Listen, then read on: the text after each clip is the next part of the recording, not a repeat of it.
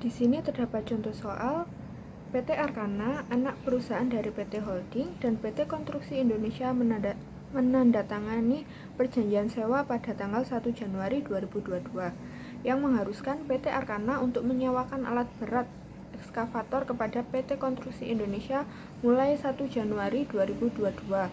Ketentuan dan data terkait perjanjian sewa adalah sebagai berikut. Yang pertama, jangka waktu sewa adalah 5 tahun. Perjanjian sewa tidak dapat dibatalkan dan mensyaratkan pembayaran sewa setiap awal tahun dengan basis anuitas jatuh tempo. Yang kedua, nilai wajar ekskavator pada awal sewa adalah 120.000 euro dengan estimasi umur ekonomis 5 tahun. Ekskavator ini memiliki nilai residu yang dijamin sebesar 6.000 pada akhir masa sewa. Biaya ekskavator bagi PT Arkana adalah 95.000. Sewa tidak mengandung opsi perpanjangan. Ekskavator dikembalikan ke PT Arkana pada akhir masa sewa. PT Arkana menetapkan pembayaran sewa tahunan untuk memperoleh tingkat pengembalian 5% per tahun. Untuk pihak lessee, diminta untuk yang pertama membuat jurnal untuk mencatat sewa pada tanggal 1 Januari 2022. Yang kedua, mencatat pembayaran sewa pertama pada 1 Januari 2022. Kemudian mencatat bunga pada 31 Desember. Yang keempat, mencatat penyusutan aset sewa pada tanggal 31 Desember 2022. Yang kelima, mencatat pembayaran sewa kedua pada 1 Januari 2023. Yang keenam, mencatat bunga pada 31 Desember 2023. Kemudian mencatat penyusutan aset sewa pada 31 Desember 2023. Dan yang kedelapan, mencatat pengembalian aset sewa pada 1 Januari 2027. Dan yang kesembilan, mencatat nilai residu yang dijamin sebesar 6.000. Untuk pihak lessor, diminta untuk membuat jurnal untuk mencatat sewa pada tanggal 1 Januari 2022. Yang kedua, mencatat penerimaan pembayaran sewa pertama pada tanggal 1 Januari 2022. Yang ketiga, mencatat pengakuan pendapatan bunga pada 31 Desember 2022. Yang keempat, mencatat penyusutan aset sewa pada 31 Desember 2022. Yang kelima, mencatat penerimaan pembayaran sewa kedua pada 1 Januari 2023. Yang keenam, mencatat pengakuan pendapatan bunga pada 31 Desember 2023. Yang ketujuh, mencatat penyusutan aset sewa pada 31 Desember 2023. Yang kedelapan, mencatat pengembalian aset sewa pada 1 Januari 2027. Dan yang kesembilan, apabila ekskavator dikembalikan dengan nilai wajar hanya 4.000, yaitu kurang dari nilai residu yang dijamin, buatlah jurnal untuk mencatat pembayaran atas nilai residu yang dijamin sebesar 6.000. Jadi yang pertama itu kita mencari file beginning of your lease payment-nya itu, yaitu yang pertama fair value of lease equipment-nya itu 120.000 dari soal, kemudian present value of the residual value itu dari 6.000 dari soal, kemudian dikalikan dengan 0,784, hasilnya 4.701. Kemudian amount to be recovered by lessor through lease payment-nya itu dari 120.000 dikurangi 4.701, hasilnya 115.299. Kemudian file beginning of year-nya itu dari 115.299 dibagi dengan 4,54595, hasilnya 25.363. Kemudian pada tabelnya ini annual lease payment-nya ini sama mulai dari 1 Januari 2022 sampai 1 Januari 2026, yaitu sebesar 25.363. Kemudian pada interest 1 Januari 2022 ini 0 karena 1 Januari 2022 ini perusahaan baru saja menyewa ekskavator. Kemudian pada 1 Januari 2023 bunganya yaitu 4.732, 1 Januari 2024 yaitu sebesar 3.700, kemudian 1 Januari 2025 sebesar 2.617, 1 Januari 2026 sebesar 1.490, dan 1 Januari 2027 sebesar 286. Perlu diketahui bahwa bunga yang sebesar 5% ini itu biayanya itu dari 5% dikalikan dengan list receivable pada tahun sebelumnya. Jadi seperti misalnya pada 1 Januari 2023 ini bunganya ini didapat dari 5% dikalikan 94.637. Nah, kemudian menghitung reductionnya ini didapat dari annualized payment dikurangi dengan interest.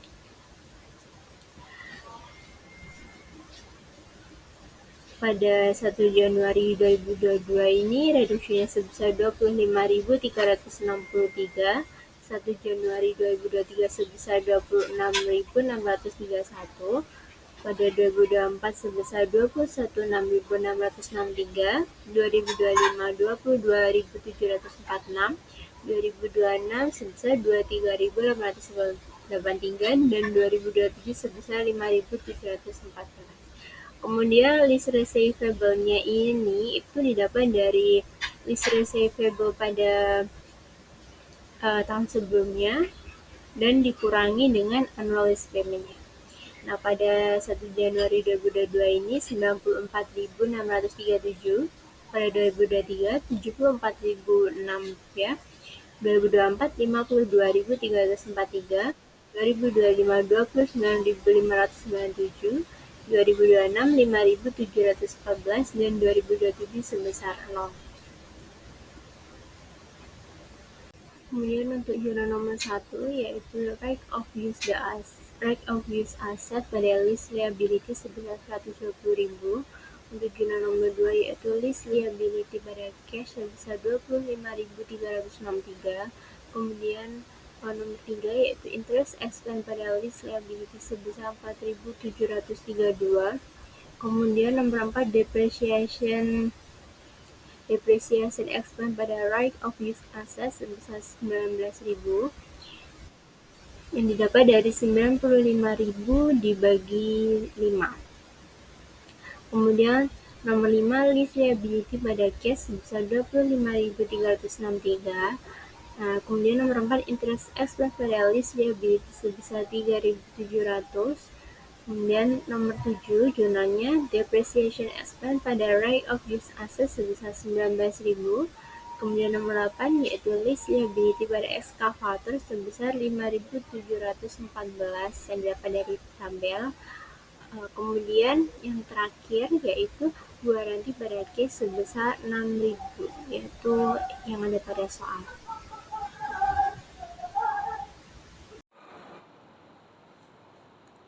Baik, selanjutnya di sini saya akan menjawab pertanyaan yang ada itu dari sudut pandang lessor atau pemilik sewa, di mana yang diketahui ada fair value of lease equipment sebesar 120.000, lalu present value of the residual value ini sebesar 4.704, yang dimana itu dari residualnya 6.000 dikalikan dengan 0,784, ini berasal dari tabel present value.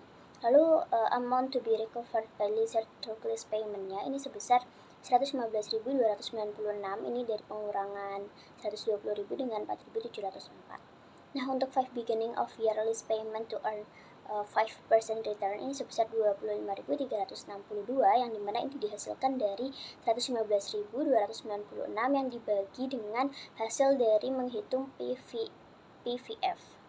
Nah, lalu di soal nantinya kita akan menggunakan tabel, di mana tabelnya ini berisi tentang tanggal, annual lease payment, interest, reduction, dan lease receivable.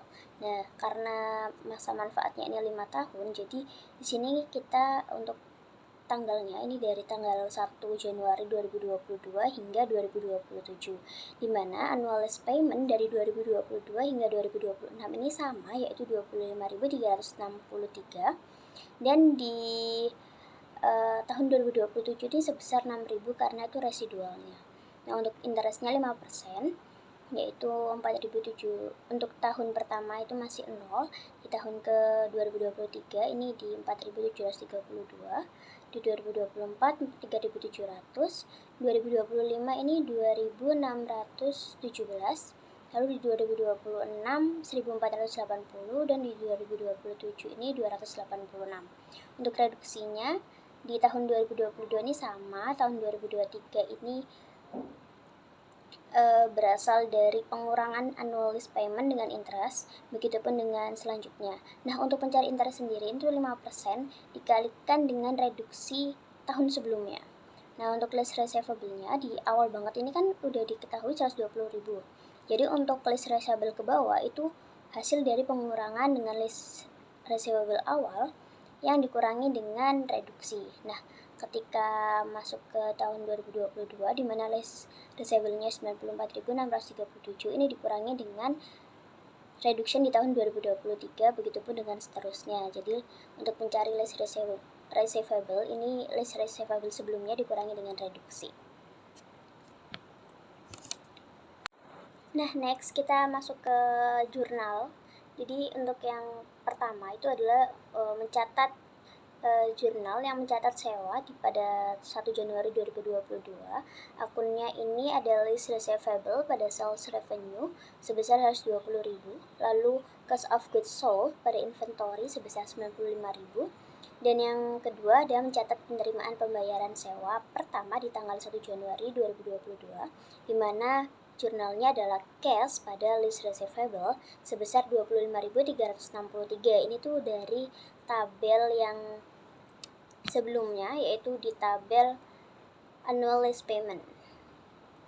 Lalu yang di ketiga itu mencatat pengakuan pendapatan bunga pada 31 Desember 2022, di mana akunnya adalah lease receivable pada interest revenue sebesar 4.732. Ini berasal dari tabel juga, di mana tabelnya ini ada pada interest di tahun 2023 awal, Januari 2023, sebesar 4.732. Nah, yang keempat ini mencatat penyusutan aset sewa pada 31 Desember 2022. Jadi karena ini dari sudut pandang laser, jadi tidak ada penyusutan dari pihak pemilik. Nah, kita lanjut yang kelima, yaitu mencatat penerimaan pembayaran sewa kedua pada tanggal 1 Januari 2023. Ini dengan akun yang sama seperti yang tadi, yaitu case pada list receivable sebesar 25.363, di mana angka ini sama hingga nanti di tahun 2026. Nah, untuk yang keenam, ini adalah mencatat pengakuan pendapatan bunga pada 31 Desember 2023 dengan akun list receivable pada interest revenue sebesar 3.700. Ini berasal dari tabel interest yang dimana ini tabel di 1 Januari 2024. Nah, yang ketujuh mencatat penyusutan aset sewa pada 31 Desember 2023, di mana ini sama dengan nomor 4 tadi, karena sudut pandangnya adalah pemilik sewa atau lessor, jadi tidak ada penyusutan aset sewa. Nah, yang kedelapan adalah mencatat pengembalian aset pada 1 Januari 2027. Ini akunnya adalah inventory pada list receivable sebesar 5.714. Nah, dari mana sih? Itu berasal dari reduction di tanggal 1 Januari 2027. Dan yang nomor 9 adalah mencatat pembayaran atas nilai residu yang dijamin sebesar 6.000.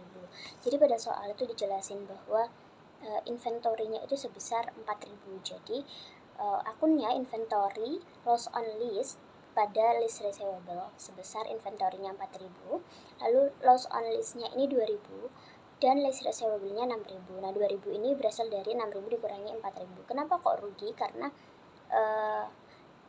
piutangnya itu 6.000, tapi pendapatannya itu cuma 4.000. Jadi otomatis dia itu mengalami kerugian gitu. Nah, mungkin sekian, dan selanjutnya akan dijelaskan oleh rekan saya. Baik, di sini saya akan membahas mengenai perbedaan antara leasing dan lessor. Nah, pada leasing, pihak yang terlibat yaitu pihak yang menyewa aset dari lessor dan menggunakan aset tertentu. Untuk perlakuan akuntansinya, leasing mengakui aset hak guna atau right of use aset pada sisi aset, dan liabilitas sewa pada sisi liabilitas. Beban yang diakui yaitu depresiasi untuk aset hak guna, beban bunga atau kewajiban sewa. Nah, selanjutnya yaitu lessor. untuk pihak yang terlibat yaitu pihak yang memiliki aset dan menyewakan pada leasing. Nah, untuk perlakuan akuntansinya yaitu piutang sewa sebesar nilai sekarang dari pembayaran sewa masa depan, menghapus aset yang disewakan dari neraca, dan pendapat yang diakui bunga atas piutang sewa selama periode leasing.